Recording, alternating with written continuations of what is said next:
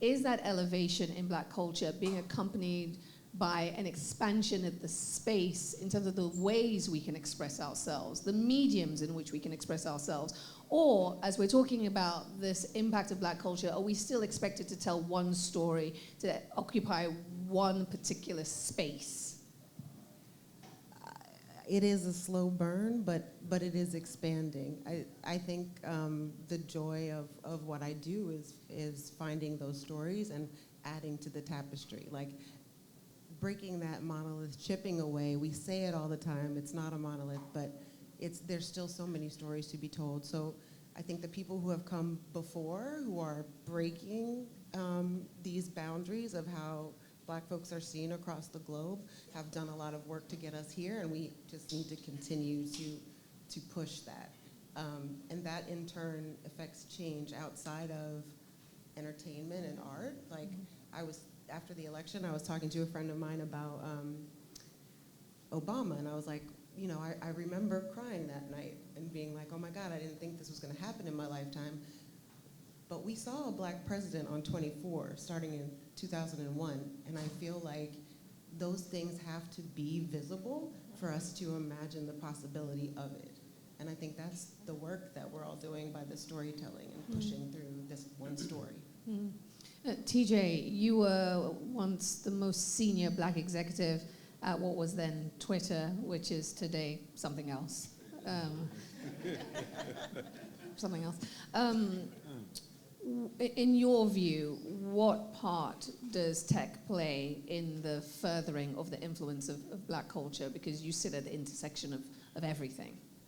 Yeah, it's interesting you mentioned tech specifically, because I feel like when you drill down within tech and speak about social and digital specifically, it's been the catalyst to supercharge this affinity of global Black culture. Specifically on social and digital, we invented the DM slide, we invented the hashtags, we invented this global discussion, this global community by leveraging these platforms in ways that no other culture on the planet leverages these platforms. We chatted about this last week. A week and a half ago, the WizKid album dropped and Kendrick dropped in the same day. I had friends in Lagos and Accra and London sending me memes in real time. That has never been the case where we've consumed culture together collectively across the globe in real time. Kim mentioned this bit about ownership, and as we talk about hashtags and DMs, we have led the creator economy, but we haven't necessarily led the ownership economy, and that's a shift that I think we're all hyper aware of, we're sensitive of, and we want to drive change.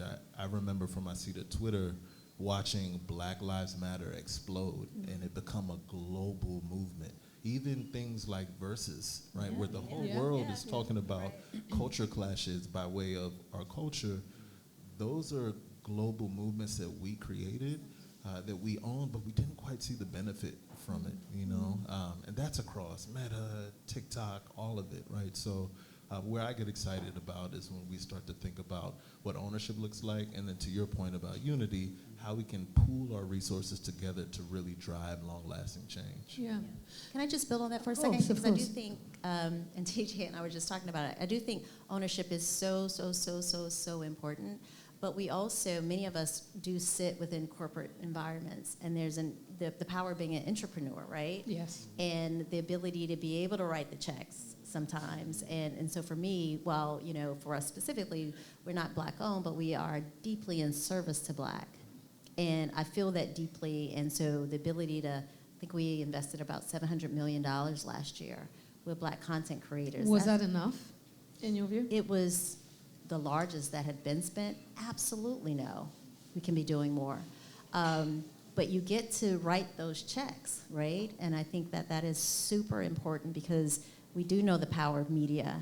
And when we talk about perceptions, the stories that are told, not told, the images that are shown, not shown, that's the power of what you're talking about in terms of if I can see something now, I feel like it's possible. And that becomes a real thing. And I think there's really, the media has to do a better job. I will say that.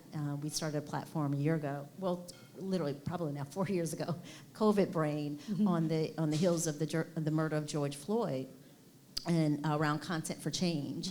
And that was really us recognizing, even in service to Black, that we can do a better job in telling different, more varied stories about the Black lived experience. And so the team is doing a great job. We've got a lot of exciting things, but we need both. We need both of those, and that's the power of convening like this in terms of being able to kind of bring people in the room and make the deals